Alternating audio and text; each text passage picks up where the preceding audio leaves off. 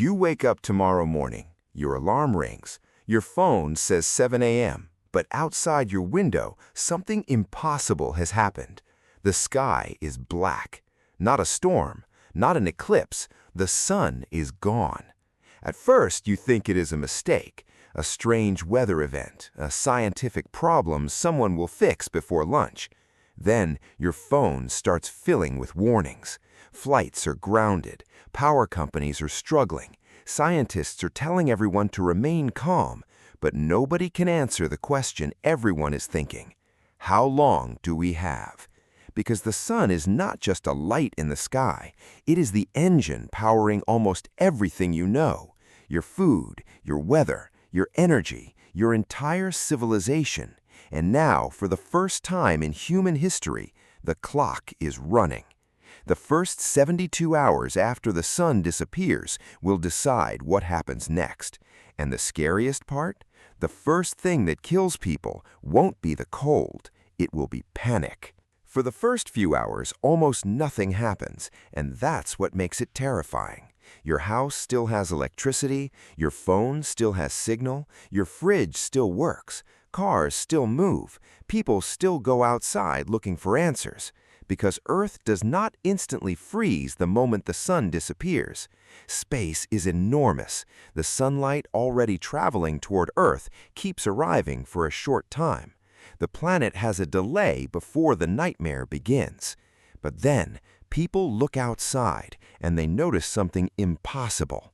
No sunrise, no golden sky, no morning warmth, just darkness. The temperature starts falling, animals become confused, plants stop receiving the energy they need, and humanity realizes something terrifying. The sun was not just something we looked at, it was something we depended on. Here's where most people get it wrong. They think the biggest problem is darkness. It isn't. Darkness is just what you see. The real enemy is energy. The sun is the beginning of Earth's food chain. Plants use sunlight to create energy.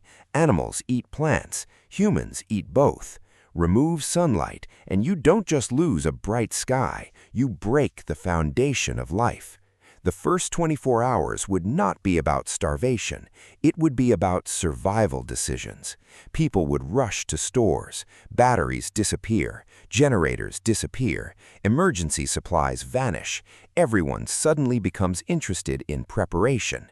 Congratulations, the apocalypse has created the world's largest shopping problem. But panic does not create survival. Planning does. The first priority would be heat, because without the sun, the earth becomes colder every moment. Your home becomes your first survival challenge.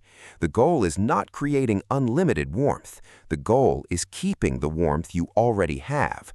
Close doors, block drafts, use layers, protect your living space. Your body is already a furnace, but even the best furnace fails inside a house designed to leak heat. A blanket, a jacket, a small insulated room, things that feel ordinary today become valuable tomorrow, because survival is not always about finding something powerful. Sometimes it is about stopping what you already have from disappearing. But here's the question everyone wants answered. Could humans actually survive without the sun? The surprising answer? Yes. Some humans probably could, because Earth has other sources of energy. Deep underground, heat from the planet still exists. Geothermal energy could help. Nuclear power could provide electricity. Artificial lighting could grow certain crops. Technology could buy humanity time. But there's a problem. Technology depends on systems, and systems depend on people. The real danger would not be the first night. It would be keeping civilization alive after the systems start failing. Food production slows, transportation becomes difficult, supply chains break, communication becomes unreliable. The modern world is a machine, and the sun disappearing removes one of its biggest power sources. The next 72 hours would reveal something uncomfortable about humanity. We are incredibly advanced, but we are also incredibly dependent. Your supermarket, your phone, your refrigerator, your heating system, your entire lifestyle. They all rely on thousands of invisible systems working perfectly every day. We rarely notice them until they stop. And that is when survival becomes less about technology and more about discipline. Water, food, shelter, energy, information, the basics become everything. The people who panic first waste resources. The people who stay calm make decisions. Because disasters do not reward the strongest person, they reward the person who can think clearly when everything changes. But there is one final problem, the one nobody talks about: the human mind. Imagine waking up every day knowing there will never be another sunrise. No summer, no warm sunlight through your window, no natural rhythm telling your body when to sleep and wake. Humans evolved with the sun. Darkness changes behavior, it changes mood, it changes decisions. A world without sunlight would not just test our machines, it would test us. Because surviving is not only about staying alive, it's about staying human.